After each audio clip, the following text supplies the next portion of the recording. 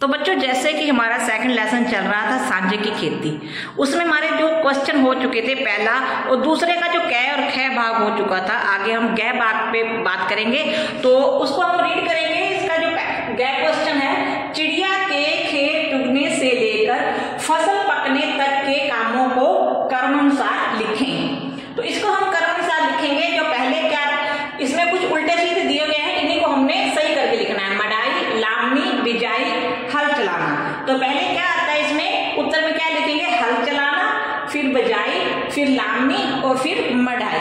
आगे है अगला क्वेश्चन, प्रश्न है कौवा चिड़िया के साथ काम करने क्यों नहीं जाता था। तो इसका आंसर क्या देंगे, कौवा कामचोर तथा आलसी था, वह बिन परिश्रम किए फसल को पाना चाहता था, इसलिए वह चिड़िया के साथ काम करने के लिए नहीं जाता था। इसको हम फिर से रिपीट करेंगे, चिड़िया के खेत चुगने से लेकर फसल पकने तक के कामों को क्रमानुसार लिखेंगे।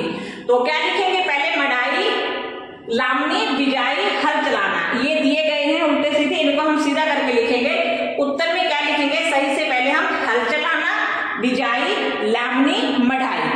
अगला है कौवा चिड़िया के साथ काम करने क्यों नहीं जाता था। प्रश्न है ये, इसका उत्तर हम क्या देंगे, कौवा कामचोर तथा आलसी था, वह बिना परिश्रम किए फसल को पाना चाहता था, इसलिए वह चिड़िया के साथ काम करने के लिए नहीं जाता था। तो ये क्वेश्चन है, इनको आप साफ नीट एंड क्लीन कॉपी पे उतारेंगे और कम से कम 2-3 बार इसे रीड करेंगे। तो यहाँ हमारे सेकंड क्वेश्चन के जो पार्ट थे वो खत्म हो चुके हैं। आगे हमारा थर्ड क्वेश्चन है। थर्ड क्वेश्चन का जो पहला क्या क्वेश्चन है, प्रश्न है इसका, यदि कौवे के स्थान पर आप चिड़िया के साथ सांझे की खेती करते तो क्या क्या करते। अभी आपको बताना है। तो इसमें उत्तर क्या दिया गया है, यदि मैं चिड़िया के साथ सांझे की खेती करता तो काम में उसकी पूरी सहायता करता, उसके साथ हल चलवाता और बीज बोने में उसकी सहायता करता, मैं फसल की कटाई और मड़ाई भी करवाता, मतलब मैं पूरा काम करवाता। तो सांझे की खेती का मतलब ही क्या था, बराबरी की खेती। सांझे का मतलब बराबरी, लेकिन कौवे ने कहीं कोई भी काम नहीं किया। तो इसको हम एक बार फिर से रीड करेंगे। प्रश्न क्या है ये तीसरे का, यदि कौवे के स्थान पर आप चिड़िया के साथ सांझे की खेती करते तो क्या क्या करते।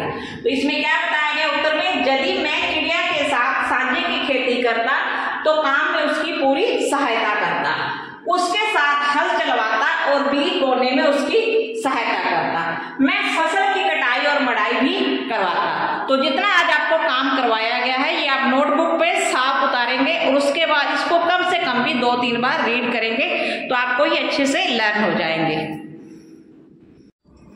तो आगे जो है थर्ड क्वेश्चन है। थर्ड का क्या है, यदि कौवे के स्थान पर आप चिड़िया के साथ सांझे की खेती करते तो क्या क्या करते। इसमें हमें पूछा गया है।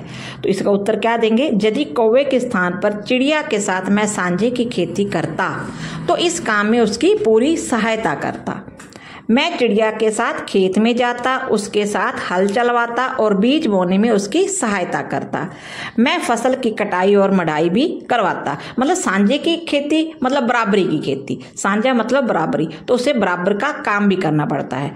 अगला है ख वाला, कौवे ने बबूले का ढेर चुना, जब उसे उसकी असलियत पता चली होगी तो क्या क्या हुआ होगा।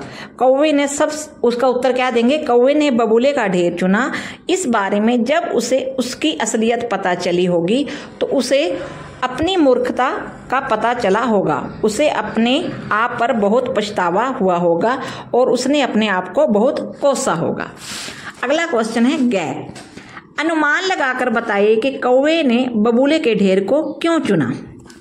उत्तर, इसका उत्तर क्या है, मेरे अनुमान में कौवे ने बबूले के ढेर को इसलिए चुना होगा क्योंकि बाजरे की ढेरी छोटी थी जबकि बबूले का ढेर बड़ा था। बबूले का ढेर जो था वो बड़ा था। अगला है घ, जब भी चिड़िया ने कौवे को काम करने के लिए बुलाया उसने कोई न कोई बहाना बना दिया, सोचकर बताइए उसने कौन कौन से बहाने बनाए होंगे। तो अगर आपने इस लेसन को अच्छे से रीड किया है ना तो आपको अच्छे से पता होगा कि कौवे ने क्या क्या कहा था, उसने क्या बहाने लगाए थे ना आने के। इसका उत्तर है कौवे ने पानी पीने का, मक्खन रोटी खाने का तथा जरूरी काम का बहाना बनाया होगा। तो ये लेसन में पूरा दिया हुआ था कि उसने कौन कौन से बहाने बनाए हैं। तो आप अगर इस लेसन को अच्छे से पढ़ लेते हो ना, कोई भी लेसन को, तो आंसर जो है उसी लेसन में ही छिपे होते हैं। तो इसी के साथ साथ आज के लिए बस इतना ही। आज आप इसको अच्छे से रीड कीजिए और अपनी नोटबुक में बिल्कुल साफ से उतार लीजिए। तो बाकी कल। So thank you so much.